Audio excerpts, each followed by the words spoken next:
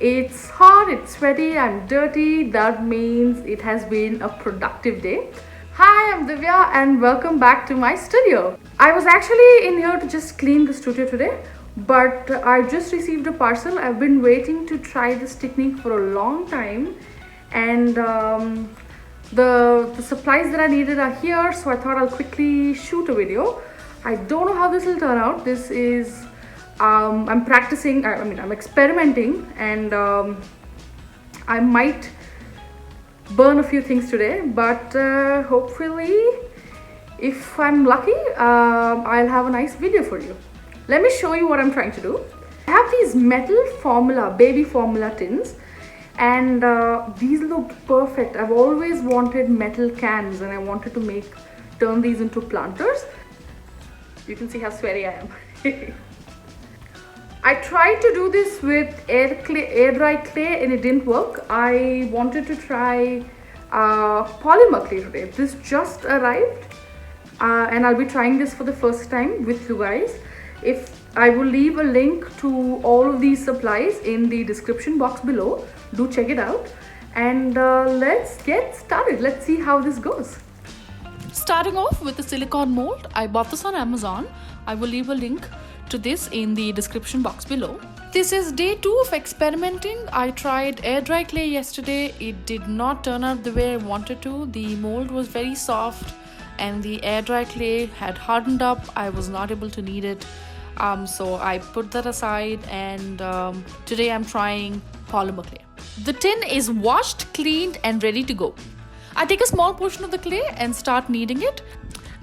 Now I don't cook and I've never made rotis in my life, so kneading this was a little bit of a challenge, I do admit. I used a little bit of talc so that the clay could release easily from the mold. I take a little bit of clay and push it into the mold.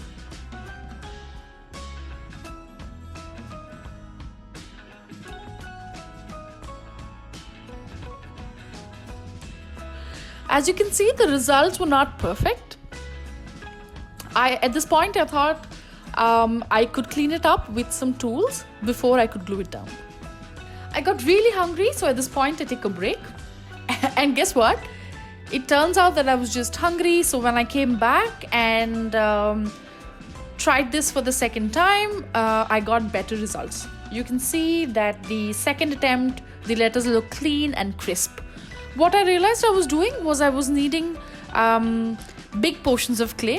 So I cut that down. I started kneading small portions of clay, got them nice and soft, and I was able to push it down into the mold better, and I could get cleaner, nicer result.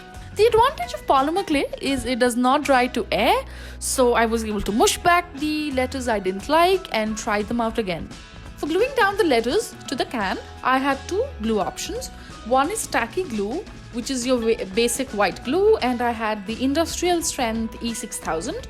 After reading the instructions on the E6000, I decided not to use it because it said that it was highly inflammable. Because these tins are going into the oven, I don't recommend you use that. Just maybe stick to a white glue. There are a lot of YouTube videos you could look up to see which glue is safe to use in the oven. Unlike air drying clay, polymer clay is an oven drying clay. So once I've glued down the letters on the can, I give it a couple of minutes and then I will pop this into the oven. The instructions on how long to leave it in the oven and at what temperature are on the package. I decided not to shoot in the kitchen. My husband made delicious pizza. I was supposed to clean up afterwards. Obviously I didn't. So the kitchen and the oven looked scary. Next time I will include detailed video instructions on how to bake polymer clay. But for now, I just have a picture for you, and we'll move on to the next step. For the first can, I'm using some chalk paint. I will use a piece of sponge to apply the paint on the can. Since I'm using chalk paints, I will not require a base coat. I will directly start applying paint onto the can. So to add some interest, I'm trying a new product. These are called Artisan Powders by Prima Marketing.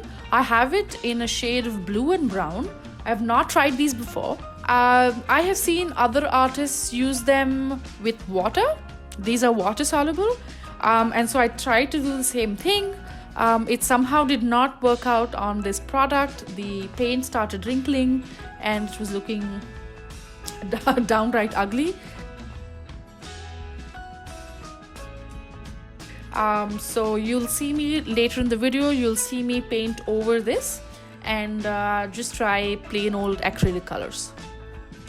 For the second can, I'm using a beautiful shade of blue acrylic paint. Again, I'm going to use a piece of sponge and apply the paint. For the acrylic paint, I got good coverage in just one coat, but for the previous yellow can, I did give it 2 coats. The blue can definitely looks better than the yellow can. So I decided to repaint the yellow can with more yellow acrylic paint. I'm also adding some highlights of orange and red just to add some interest.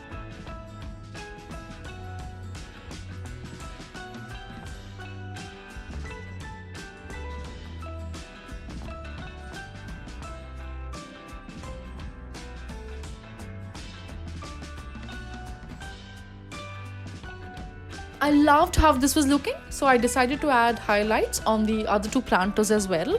I'm using very little of acrylic paint on a dry brush and just running it over in some areas to add some interest. The paints are nice and dry, and the last and final step is varnish. I'm using a water-based PU varnish by Asian Paints called Aquador. This has worked very well for me on all of my surfaces and my projects, and I love this.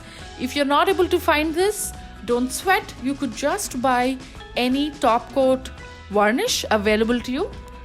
This varnish will make sure that the planters are dust, fade, water and scratch resistant.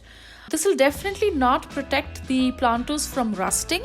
So if you're worried about that, you might want to not directly plant in these planters and maybe use a smaller pot inside this planter and keep it indoors. For me personally, I don't mind a little bit of rust and wear and tear, so I'm just using this varnish. I'm going to give it 2 generous coats and giving it ample drying time in between these coats.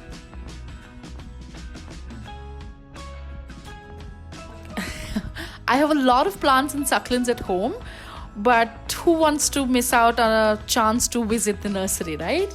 We have a very nice nursery very close to home. He didn't have a good collection of succulents this time, so I just picked 2 cute outdoor plants, and the gardener Bhaiya there helped me repot them. I wrapped the planters in some bubble wrap. I didn't want any dirt to come on it while I was potting them. So once the potting was done, I removed the plastic and they were good to go.